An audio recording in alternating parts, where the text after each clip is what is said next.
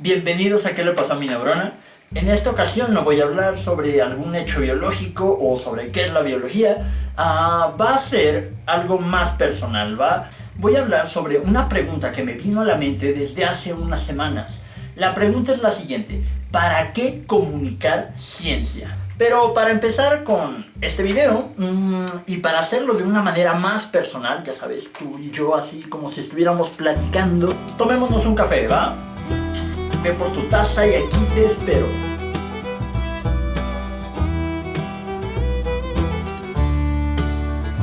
¿Para qué comunicar ciencia? Bien, aquí hagamos un pequeño paréntesis, porque hablar de la comunicación científica es muy general. Comunicar ciencia va desde un investigador que publica un artículo y se lo comunica a sus pares, o sea, a otros científicos de la misma área, o también de aquellos investigadores que comparten su investigación con investigadores de otras áreas, o bien de aquellos que hacen divulgación de la ciencia, comunican un contenido científico a público que no esté especializado en ninguna área de la ciencia. En esta ocasión, a lo que me referiré con comunicación científica irá únicamente hacia aquella comunicación que se hace hacia un público no especializado. Habiendo aclarado esto, comencemos a desplegar todo esto que me vino a la mente. Hace unas semanas fui a ver el documental de La Malinche a la Cineteca. Para mi sorpresa, este documental fue hecho por un biólogo. Para ser más específicos, es un zoólogo, y él se dice que es un biólogo de bota. Para aquellos que no están tan contextualizados en el mundo de la biología, ser de bota o de bata es una clasificación de si te gusta el laboratorio o te gusta el campo. Es fake, hay muchísimos tipos de biólogos, y bueno, Fernando González Sitges es un ejemplo de ello. También se necesitan biólogos que comuniquen la ciencia, biólogos que combinen ciencia y arte. De hecho, este canal va un poco en esa onda. A mí lo que me interesa, o yo siempre me he considerado que me han interesado la parte rigurosa de la ciencia, pero también dándole un toque artístico, ¿no? Algo que te genere emociones, y si eso se puede plasmar con un enfoque social, con algo que responda a las necesidades de las personas, creo que sería algo muy interesante. Proyectos muy completos y con interés público. Y el documental me despertó muchísimas de estas cosas. No porque el documental en sí las trajera, pero empezaron a conectar mucho del conocimiento que había adquirido en la academia, ya sea como filosofía de la ciencia o también la clase de naturaleza, ciencia y sociedad, empezaron a converger. Entonces allí nació esta pregunta: ¿para qué comunicar ciencia? Posteriormente vino a mí un artículo que me dejaron ya hace muchísimo tiempo, pero por alguna razón me apareció ahí en mi escritorio. Y bueno, lo abrí, lo comencé a leer, y bueno, este texto es un texto teórico sobre la comunicación de la ciencia. De hecho, lo recomiendo para todo aquel que se quiera dedicar a esta labor, a comunicar la ciencia a diferentes públicos. Dejo el link de la página para descargarlo aquí abajo.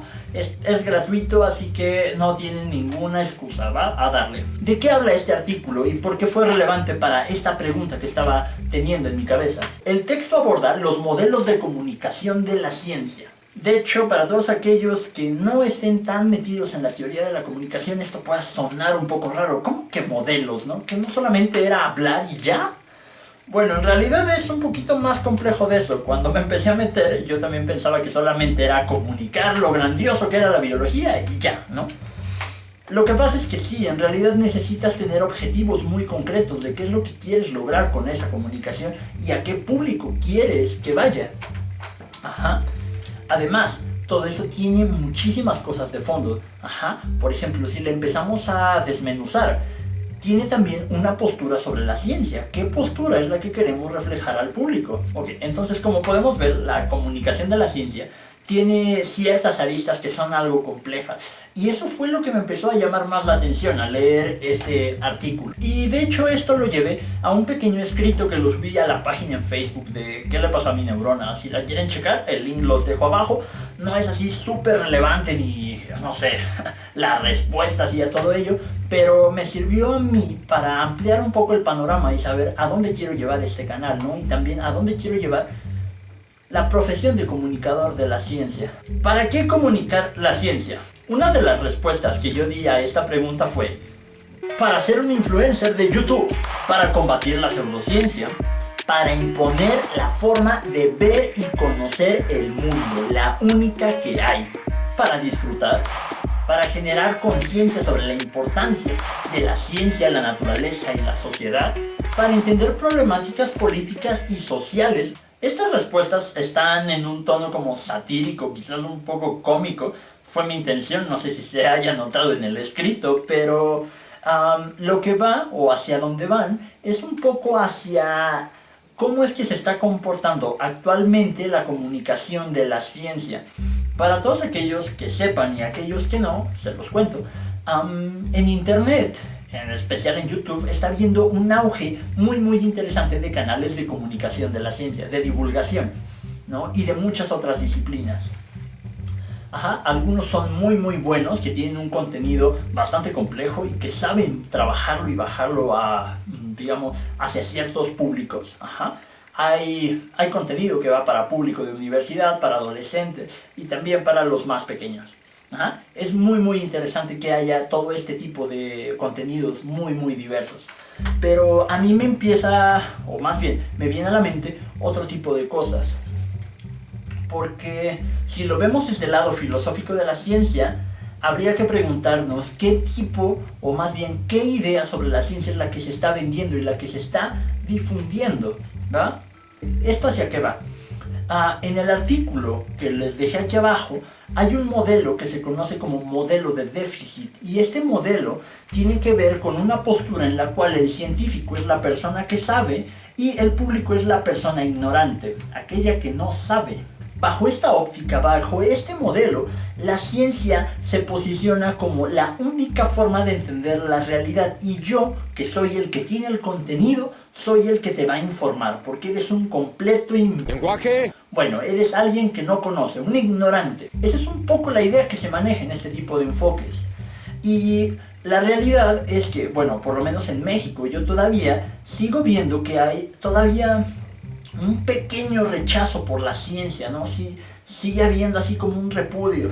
No sé muy bien, la verdad, eso es algo que me interesa. No sé si sea por la disciplina en general, o incluso puede que sea por un poco de ese egocentrismo y un poco de esa, no sé, como ese sentimiento de superioridad que tienen los académicos, los científicos. Debo de aceptar que en algunas ocasiones también me ha pasado que me preguntan alguna cosa, y si yo conozco todo el aspecto biológico y científico de eso, se siente muy chido decir, oh sí, es que la transcripción del gen A influye en la proliferación celular, y cuando prolifera las células se liberan algo. La verdad se siente muy padre conocer ese tipo de cosas. Pero creo que ante el diálogo con una persona que no está relacionada con ese campo, puede ser, la verdad, un puro bla. Pura plática sin sentido, que no es aterrizada en alguna necesidad o en algo que la persona reconozca como propio y que de esa manera lo pueda interiorizar. Con todo esto, yo la verdad es que sí me cuestiono un poco qué cara de la ciencia es la que se está difundiendo y de qué manera. Bueno, entonces criticas y criticas, pero ¿qué propones? En el artículo que les dejo aquí abajo, sobre los modelos de comunicación, aparece otro modelo. Y este modelo es el modelo... No me acuerdo cómo se llamaba ese modelo. Déjenme lo busco. El modelo contextual busca generar un canal de doble diálogo. El científico tiene una realidad, el público tiene otra realidad, intercambian comentarios y visiones del mundo y se llega a una forma de entender eso que nos interesa, ese fenómeno que estamos experimentando. De esta manera se quita un poco este egocentrismo, esta idea de superioridad sobre la figura del científico, del que sabe y del que no sabe. Puede haber ahí una mezcla muy interesante, que de hecho nos podría llevar a hacer productos con una calidad científica, cultural y social. O sea, un megaproyecto brutal, y eso es algo a lo que se le debe de apuntar. Para poder atender problemáticas sociales necesitamos que haya una comunicación entre el pueblo, entre la sociedad, el público que no esté inmerso en la ciencia, con los científicos y con toda aquella gente que genera ese vínculo. Ya solamente me sobra un sorbo de café.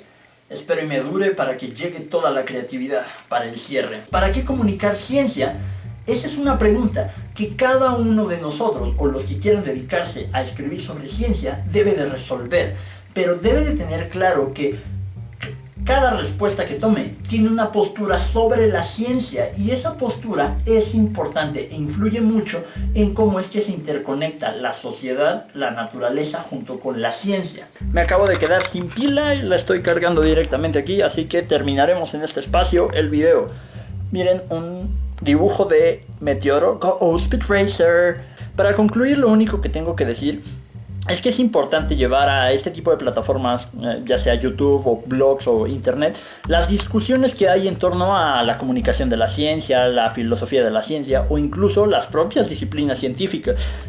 Desde mi punto de vista, creo que uno de los modelos que puede ser más eficiente para romper esa barrera entre el público y los científicos es el modelo de aproximación contextual. Este modelo puede ser eficiente para abordar problemáticas sociales desde el rigor científico y desde la parte artística.